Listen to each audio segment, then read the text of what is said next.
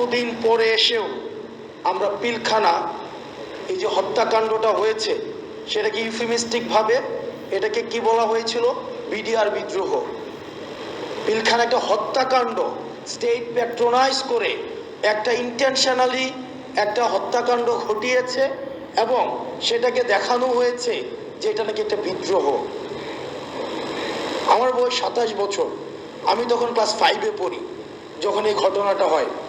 এখনো পর্যন্ত এই যে কফিনের যে দৃশ্যটা আমার চোখে ভাসে, যে নিজের সহকর্মীর কফিনের দৃশ্যটা নিয়ে যাচ্ছে এবং এই মাটির সবচেয়ে কঠিন মনের মানুষ যারা, সবচেয়ে দৃঢ় প্রতিজ্ঞ মানুষ যারা, তাদের চোখ দিয়ে পানি পড়ছে এবং তারা নির্বাক।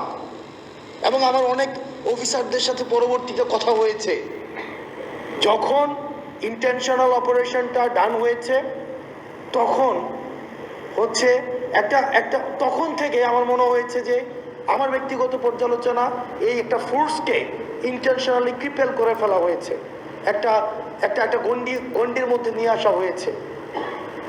আমি এই পিলখানাতে দাঁড়িয়ে সৃষ্টিকর্তা কবুল করেছে, আমরা যখন আসতাম যেতাম এবং এই চেতনাটা ধারণ করতাম, এই বিচারের কথাটি আমরা অন্তত এটা প্রতিষ্ঠিত করে দিয়ে যাব এবং সৃষ্টিকর্তা এই সুযোগটা হয়তো আমাদের অন্তত বলার সুযোগটি দিয়েছে। আমরা আপনাদের মধ্য থেকে এই দাবিটা আমরা আরো বেশি বেশি চাই, যেন আপনাদের মধ্য থেকে এই জিনিসটাকে আপনারা এমফাসিস করেন। খুব দ্রুততম সময়ের মধ্যে এই পিলখানা হত্যাকাণ্ডের সাথে যারা জড়িত ছিল এবং নিরপরাধ অসংখ্য অফিসার রয়েছে এতদিন পর্যন্ত যারা কারাগারে রয়েছে, ট্রায়াল অ্যান্ড এররের মধ্য দিয়ে যাচ্ছে, দ্রুততম সময়ের মধ্যে যেন এই বিচারটিকে নিষ্পত্তি করা হয়। এই আমরা দেখছি যে বেশ অনেক দিন ধরে যে গুজরাটের কসাই, উনি আমাদের সাম্প্রদায়িক সম্প্রীতি শিক্ষা দিচ্ছেন। ভারতে বসে আমরা আপনাদের কাছে একটা জিনিস জানতে চাই, যে 626 জন ক্যান্টনমেন্টে বন্দী ছিল তাদেরকে কিভাবে ভারতে পালিয়ে যেতে সহায়তা করা হয়েছে এবং তাদের পিছনে কারা রয়েছে। আপনারা নিজেরাই দেখেন, আমরা এই বিষয়গুলো জানি।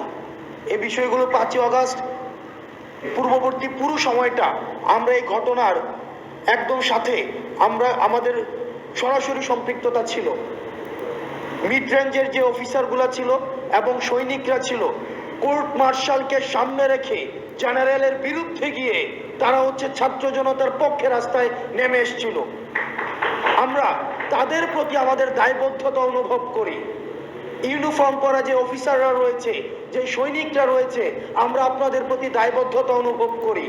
আপনাদের দায়বদ্ধতার জায়গা থেকে আপনারা নিশ্চিত করবেন যে এই 626 জন যারা এই ফেসিবাদের এনাবলার ছিল, কোলাবোরেটর ছিল, এই ফেসিবাদের যারা পৃষ্ঠপোষকতা দিয়েছে, যারা এই ফেসিবাদকে ডালপালা আকারে মহিরূপে গড়ে উঠতে সহায়তা করেছে, তাদেরকে কারা সীমান্ত পাড়ি দিয়ে আজকে ভারতে একটা সেফ এক্সিট করে দিয়েছিল, আপনারা সেই বিষয়টিকে নিশ্চিত করবেন। যারা ভারতে চলে গিয়েছে তাদের টাকা পয়সার কোনো অভাব নেই।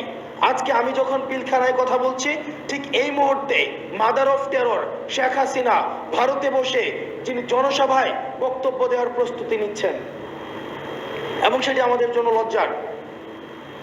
আমরা আমাদের জায়গা থেকে আমাদের এই ভোকালটা, এই যে জুলাই মুভমেন্টটা, এই জুলাই মুভমেন্টে 1500-র বেশি যে শহীদ হয়েছে এবং 22,000-এর বেশি যে আহত হয়েছে, এটা যেটা জুলাই মুভমেন্ট ছিল, কিন্তু আমরা ওয়েস্টার্ন মিডিয়াতে দেখছি, আমরা ইন্ডিয়ান মিডিয়াতে দেখছি কনস্ট্যান্ট প্রপাগান্ডা চালিয়ে যাওয়া হচ্ছে। এটাকে বলা হচ্ছে rise of fundamentalism and just a political upheaval. আমরা আমাদের জায়গা থেকে এই জিনিসটাকে প্রতিষ্ঠিত করতে হবে। এটা শুধুমাত্র পলিটিক্যাল আপহিভাল ছিল না, এটা রাইজ অফ ফান্ডামেন্টালিজম না, এটা একটা সকল শ্রেণী পেশার মানুষের, ছাত্র, নাগরিক এবং সিপাহী যারা, সৈনিক যারা, সবাই রাস্তায় নেমে এসেছিল এই ফেসিবাদের বিরুদ্ধে। এবং এটা ফেসিবাদের পৃথিবীর যে কোনো প্রান্তে, এটা একদম পূর্ব থেকে পশ্চিম, উত্তর থেকে দক্ষিণ, যেখানেই ফেসিবাদ আবার মাথা চাড়া দিয়ে উঠতে চাইবে, এই শেখ হাসিনার পতন এটি হবে একটি টেক্সট বুক এক্সাম্পল। যেখানেই ফেসিবাদ মাথাচাড়া দিয়ে উঠতে চাইবে, এই শেখ হাসিনার পতনটা হবে এটা একটা টেক্সট বুক এক্সাম্পল যে ছাত্র নাগরিক যেমন সিরিয়াতে 53 বছর পরে আসাদের পতন ঘটেছে, আমাদের দেশে 16 বছরের পরে আসাদের পতন ঘটেছে, আমাদের আসাদ নামক যে ফিমেল ক্যারেক্টার হাসিনার পতন ঘটেছে। আমরা পরবর্তী 24 পরবর্তী যদি বাংলাদেশটা গড়তে চাই, সেটা আমাদের একসাথে করতে হবে।